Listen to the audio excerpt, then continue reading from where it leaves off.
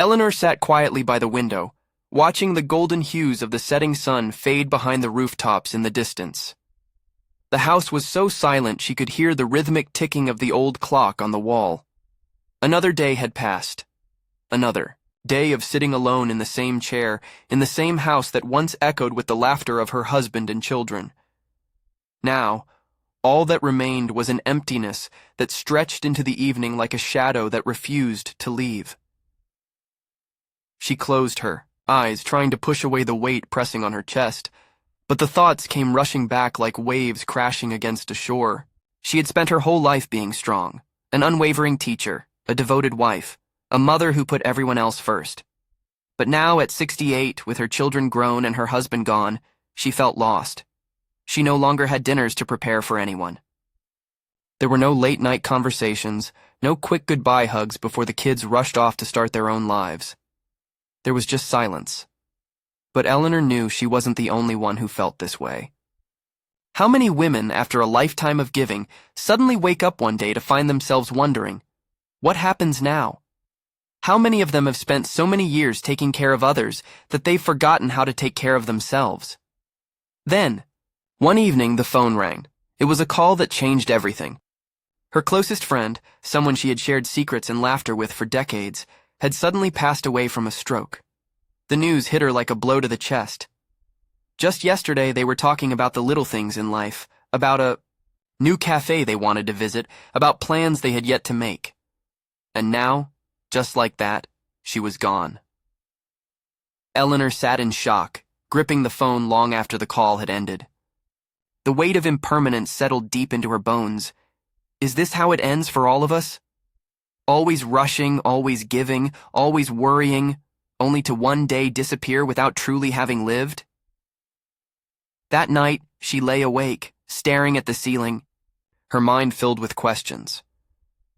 What does it mean to truly be at peace? How do I move forward when everything I built my life around is gone? The answers didn't come easily, but in her search, she stumbled upon something unexpected: Buddhism. A philosophy that had existed for thousands of years, but had never spoken to her the way it did now. For the first time, she listened. She learned. And slowly, she began to understand. Have you ever felt like Eleanor? Have you ever wondered if there's a way to let go of pain, to find peace not by pretending nothing bothers you, but by freeing yourself from the invisible chains that hold you back?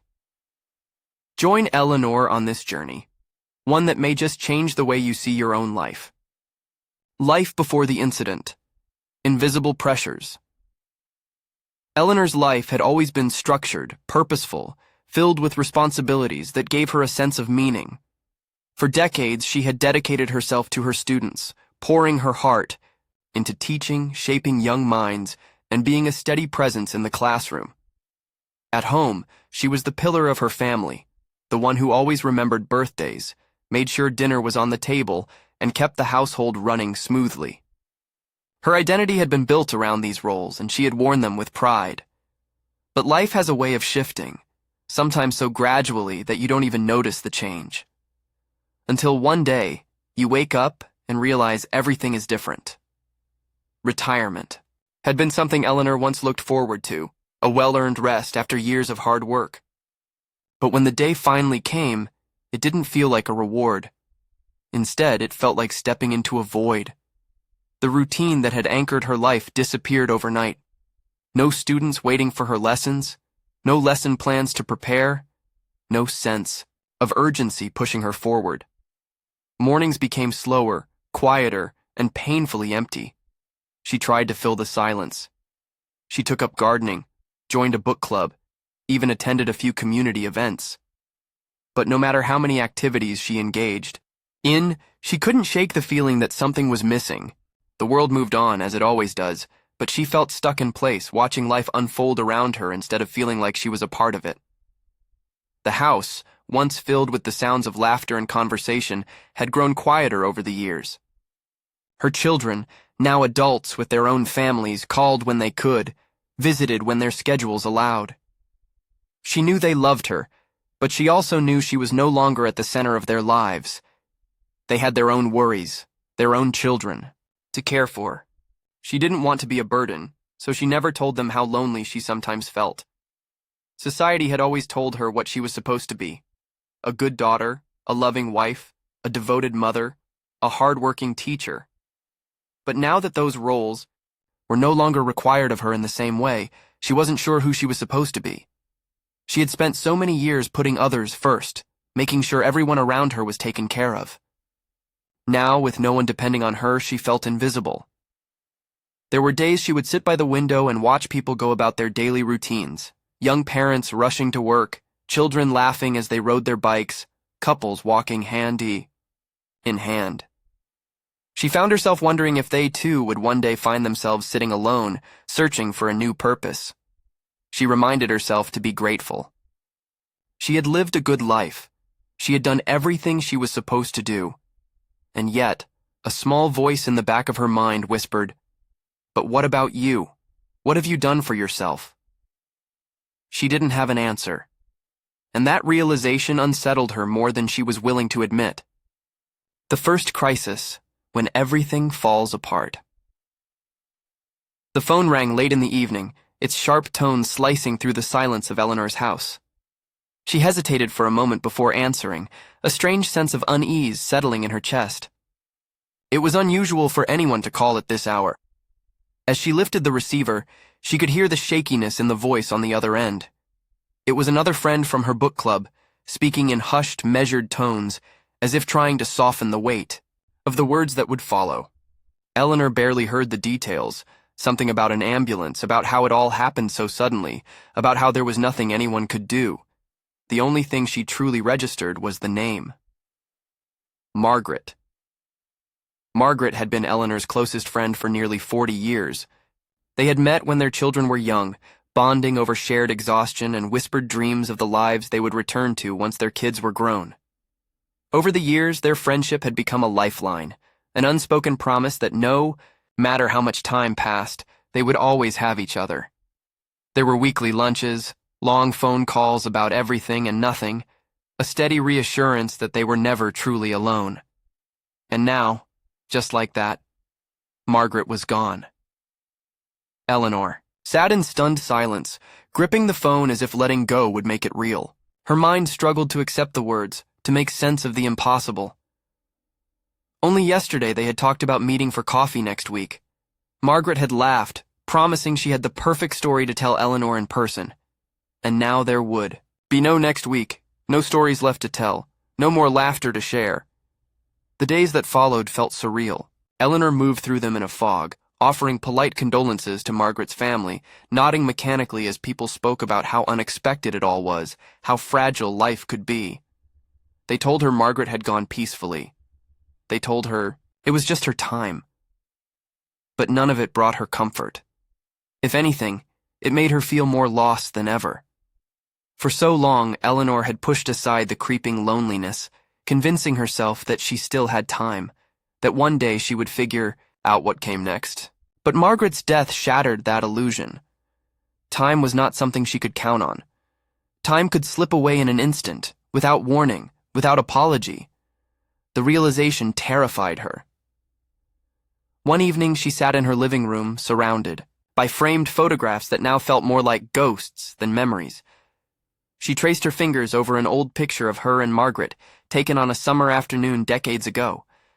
They were both smiling, carefree, their whole lives ahead of them. Eleanor barely recognized the woman she used to be. Somewhere along the way, that version of herself had disappeared, buried under obligations and expectations. Tears welled in her eyes, but she didn't wipe them away. For the first time in a long time, she allowed herself to feel the full weight of her grief. She had spent years being strong, convincing herself that emotions were meant to be managed, not expressed. But now, sitting alone in the quiet, she realized she no longer had the energy to pretend. For the first time, Eleanor faced a truth she could no longer ignore. She was lost. And if she didn't find a way to change, she feared she might never find her way back. 1. Learning to act as if nothing bothers you. In the days following Margaret's death, Eleanor found herself moving through life as if she were watching it from a distance. She went through the motions, grocery shopping, small conversations, with neighbors watering the plants on her porch, but everything felt muted, like a radio playing on a station just slightly out of tune.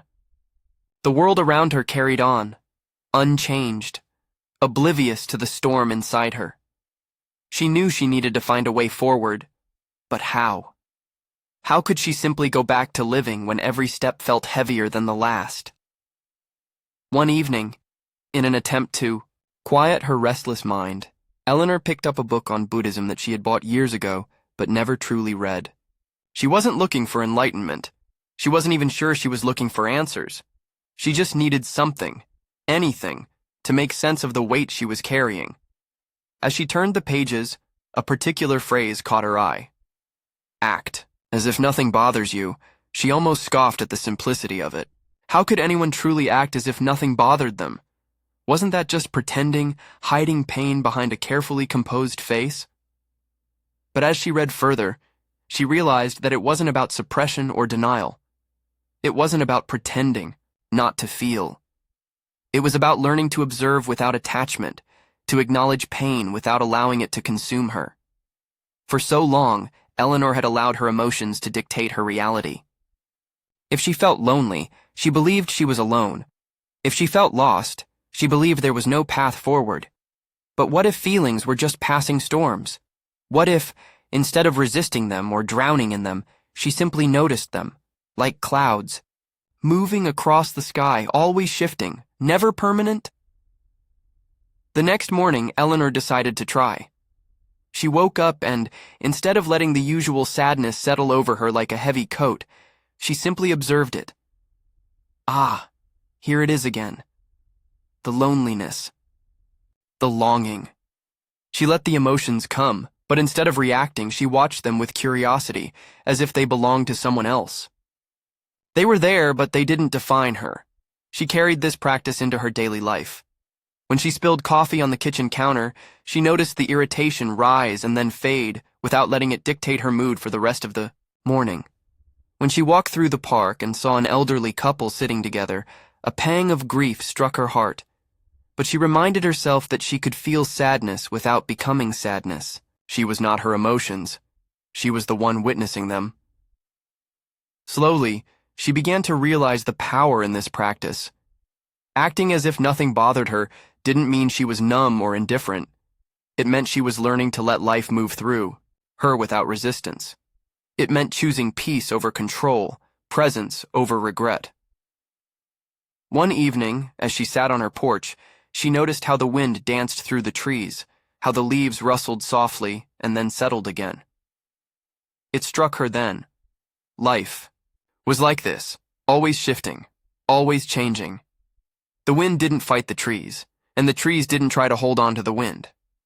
They simply coexisted, moving together in harmony. For the first time in a long time, Eleanor exhaled, feeling the weight on her chest lighten just a little. Maybe peace wasn't something she had to chase. Maybe it had been there all along, waiting for her to simply allow it in. 2. A new crisis. An unexpected challenge. Just as Eleanor began to find her footing, life threw another unexpected storm her way. It happened on an ordinary afternoon, the kind that had started to feel peaceful again. She had just finished a walk in the park, enjoying the crisp autumn air when the phone rang. The voice on the other end was warm, friendly, reassuring. A man introduced himself as a financial advisor working with retirees, offering her an opportunity to invest in a secure program that would provide her with steady returns. Something simple, safe, and designed for people like her. Eleanor had always been careful with money. She had managed her household finances for years, stretching every dollar, planning for the future. But she was alone now. There was no husband to discuss decisions with, no children nearby to ask for advice. And the man sounded professional, knowledgeable, even kind. He spoke of helping seniors achieve financial peace of mind, of ensuring that their savings worked for them. He assured her that many people in her situation had already taken advantage of the program. And in that moment, Eleanor, who had spent so much of her life second-guessing herself, wanted to believe in something good. She wanted to believe that she was making a smart decision, so she agreed. Days later, when she tried to check on her investment, the truth unraveled in an instant. The website he had given her no longer worked. The phone number rang endlessly with no answer. The money was gone. Just like that. Her breath caught in her throat as she sat in disbelief, staring at the blank screen. How could she have let this happen? How could she? A woman who had spent her life being careful, who had always been practical and responsible, have fallen for such an obvious trick. Shame spread through her like wildfire, followed by anger at herself, anger at the faceless voice that had stolen not just her money, but her trust in her own judgment. That night, she couldn't sleep. The thoughts raced through her mind, relentless and punishing. She felt foolish. She felt vulnerable in a way she never had before. And worst of all, she felt alone. She couldn't bring herself to tell anyone, not her children, not her friends. They would only see her as weak, incapable, another elderly woman who had been taken advantage of. But as the days passed, something unexpected happened. Instead of drowning in the weight of her mistake, she began to see it differently. Had she lost money? Yes. But what if this moment, this painful, humiliating moment, was another lesson? What if it was teaching her the very thing she had begun to explore? Non-attachment? She sat with the discomfort, breathing through it, allowing it to exist without defining her. She had lost money, but she had not lost herself. She had been deceived, but she did not have to remain a victim. If anything, this was her chance to practice what she had been learning, to let go of what she could not change, to release the past and move forward with wisdom rather than regret. For years, she had believed that strength meant never making mistakes, never showing vulnerability. But perhaps true strength was something else entirely. Perhaps it was the ability to fall, to hurt, and still choose to rise again. 3. Practicing mindfulness to deal with hurt. Eleanor had always believed that time would heal all wounds, that if she simply kept moving forward, the weight of grief, regret, and disappointment would eventually fade on its own. But now, as she sat alone in the quiet of her home, she realized that time didn't erase pain.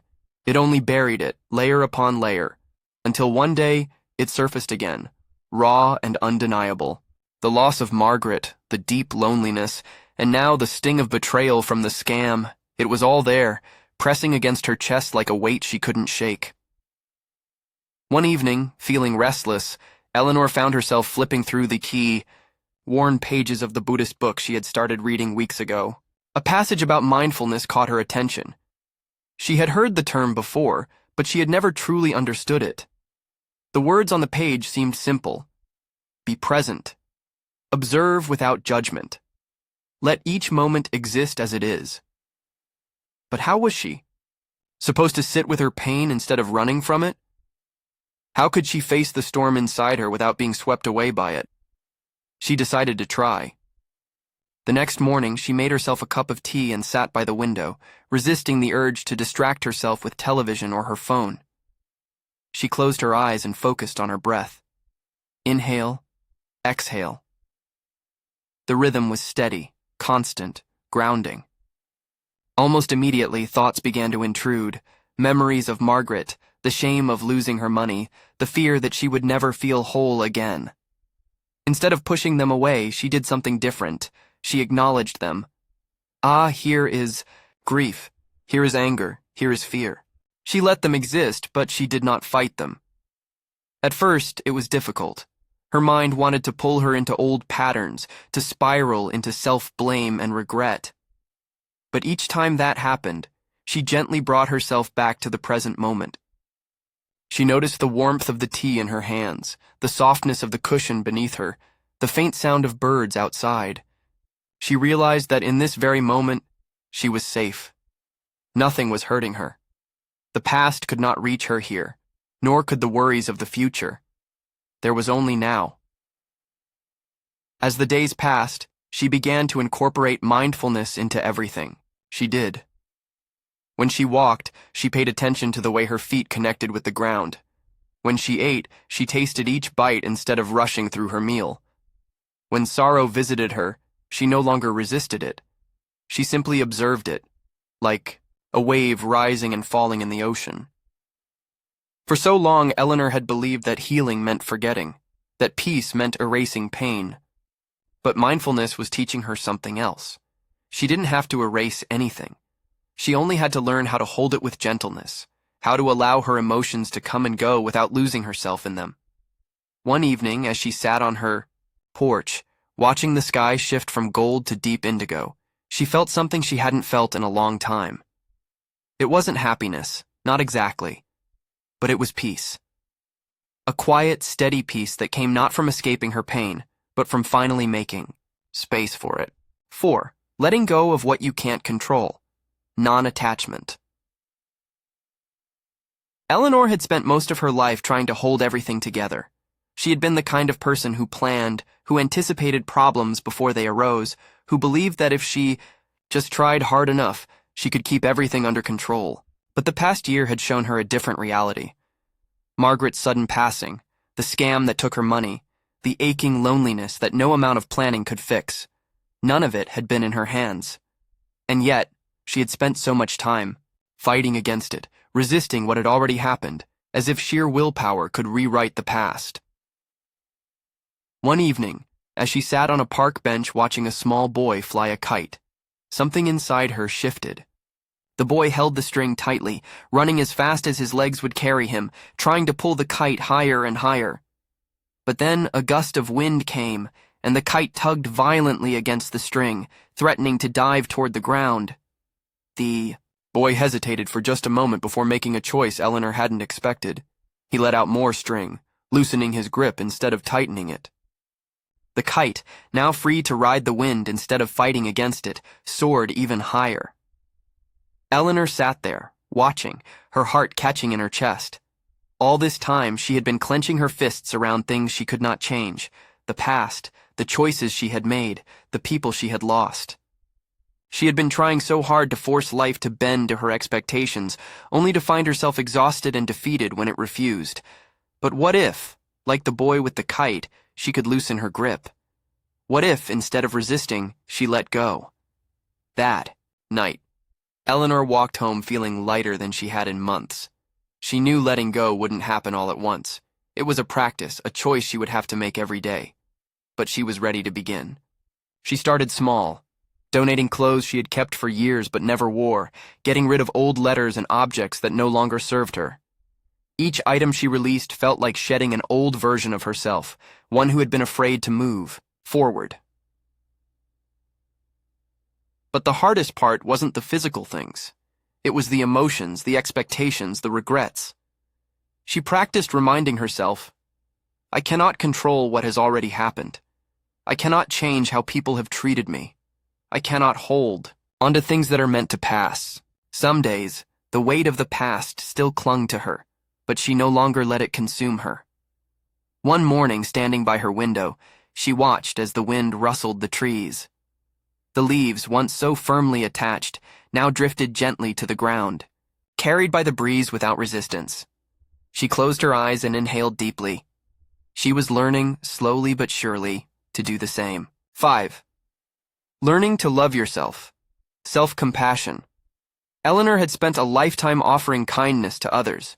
She had been the person people turned to in moments of need, the one who listened without judgment, who held hands through heartbreaks, who gave more than she ever asked for in return.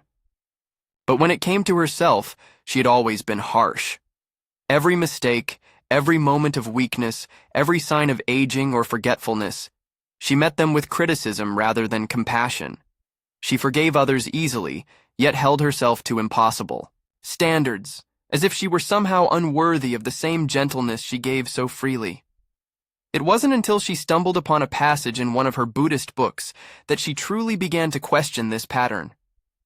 You yourself, as much as anybody in the entire universe, deserve your love and affection. The word startled her. She had never considered that self-compassion wasn't selfish or indulgent, but necessary. Could it be that the love she had spent her whole life giving to others was something she was allowed, perhaps even meant, to give to herself? One afternoon, as she sat by the window with a cup of tea, she decided to try something different. She closed her eyes and imagined a younger version of herself, maybe in her 30s, exhausted from balancing work and motherhood. She pictured that woman feeling overwhelmed, doubting herself, trying so hard to be everything to everyone, and instead of judging her, Eleanor sent her love. You did the best you could. You were always enough. She felt an unexpected warmth in her chest, as if something fragile and buried deep inside her had finally been acknowledged. She carried this practice into her daily life. When she made a mistake, forgetting an appointment, misplacing her keys, she stopped berating herself. Instead, she spoke to herself the way she would to a dear friend. It's okay. These things happen. You're still learning, still growing. When she looked in the mirror and caught glimpses of the wrinkles and soft lines on her face, instead of mourning the years that had passed, she tried to thank them. Each crease was a testament to laughter, to love, to a life fully lived. She also learned to give herself permission to rest. For so long, she had equated worth with productivity, believing that to be valuable, she had to be doing something. But now, she allowed herself to sit quietly without guilt, to read for pleasure, to take naps in the afternoon sun. She treated herself with the same tenderness she had once reserved only for others. One evening, as she wrapped herself in a blanket, she realized something profound. The loneliness she had once feared so deeply was no longer a void demanding to be filled. It had softened into solitude, a quiet space where she could simply be. She was no longer waiting for someone else to bring her peace. She had finally learned how to give it to herself. Change and results. And Eleanor. Eleanor hadn't noticed the change right away. It was subtle at first, like the slow shift of seasons. One day, she simply realized that the weight she had been carrying no longer felt so heavy. The grief, the regret, the fear of being forgotten, they were still there, but they no longer consumed her. They had become quiet companions rather than burdens, reminders of a life lived fully rather than wounds that refused to heal. She found herself waking, up with a sense of lightness, a feeling she hadn't known in years. Her mornings were no longer filled with the heaviness of loneliness, but with quiet contentment. She took her time brewing her tea, savoring the warmth of the cup in her hands, watching the way the steam curled into the air. She had learned to slow down, to be present, to find beauty in the simplest of moments. She also began saying yes to life again. She started volunteering at a local library, reading stories to children whose laughter reminded her of the days when her own kids were little. She took a painting class, even though she had always believed she wasn't the creative type. At first, she hesitated, worrying about how others would perceive her, about whether she would be good enough. But then she reminded herself, there was no need to be perfect, only present. The joy was in the process, not in the outcome. One afternoon, as she sat in a cafe sketching the outlines of a tree on her notepad, a woman in her 40s approached her. She had been watching Eleanor for a while, admiring the way she seemed so at ease. With a hesitant smile, the woman admitted that she had been struggling with work, with expectations, with the endless pressure to have everything figured out. But when I look at you, she said softly, I feel like maybe it's okay not to have all the answers. Maybe it's okay to just be. Eleanor felt a warmth spread through her chest. She had spent so long believing that she had lost her purpose, that she no longer had a role to play in the world. But here was a stranger, finding comfort simply in her presence. Maybe she didn't need to be needed in the way she once was. Maybe just by living fully, by embracing life with open hands instead of clenched fists, she was still offering something meaningful to the world. That evening, as she walked home, she thought about the version of herself from a year ago, the woman who had sat by the window, trapped in sorrow, believing her best years were behind her. She wished she could reach back through time and whisper to that woman, "You are not lost. You are becoming." For the first time in a long time, she didn't fear the future. Whatever came next, whatever joys, whatever losses, she knew she would meet them with grace. Because she had finally learned the most important lesson of all. Life wasn't about holding on. It was about learning to let go, to trust, and to step forward into the unknown with an open heart. Eleanor's journey had not been about fixing herself or finding a way back to the person she once was. It had been about becoming someone new, someone who understood that peace was not the absence of struggle, but the ability to sit with it, to hold it gently rather than fight against it. She had learned that healing was not erasing the past, but making space for it without letting it define her. She had learned that solitude was not the same as loneliness, and that loving herself was not a last resort, but a necessity. There was a time when she had believed that her life had already been written, that the years ahead were merely an epilogue to a story that had already reached its climax. But now, she saw things differently. Life was not a book with a set ending. It was a river, always moving, always shifting, carving new paths in places where there once seemed to be none. She had spent so long clinging to what was, afraid of what might come, when all along the only thing she needed to do was let go and allow herself to be carried forward. She thought about all the women who might be where she once was, sitting in silence, feeling unseen, wondering if they had anything left to offer the world. She wanted to reach out to them, to tell them what she had learned, that their worth was not tied to what they could do for others, that they were not just mothers, wives, daughters, caretakers, or professionals. They were whole, even when no one was watching, even when no one needed them in the ways they once did, that their lives were still unfolding, still full of possibility, no matter their age, no matter their past. If you are listening to this and something in Eleanor's story feels familiar, know that you are not alone. Maybe you have felt the same weight of loss, of uncertainty, of wondering what comes next. Maybe you have spent your life taking care of everyone else and have forgotten how to take care of yourself. Maybe you too have been waiting for permission to step into this next chapter with openness instead of fear. Let this be your reminder. You are allowed to let go of what no longer serves you.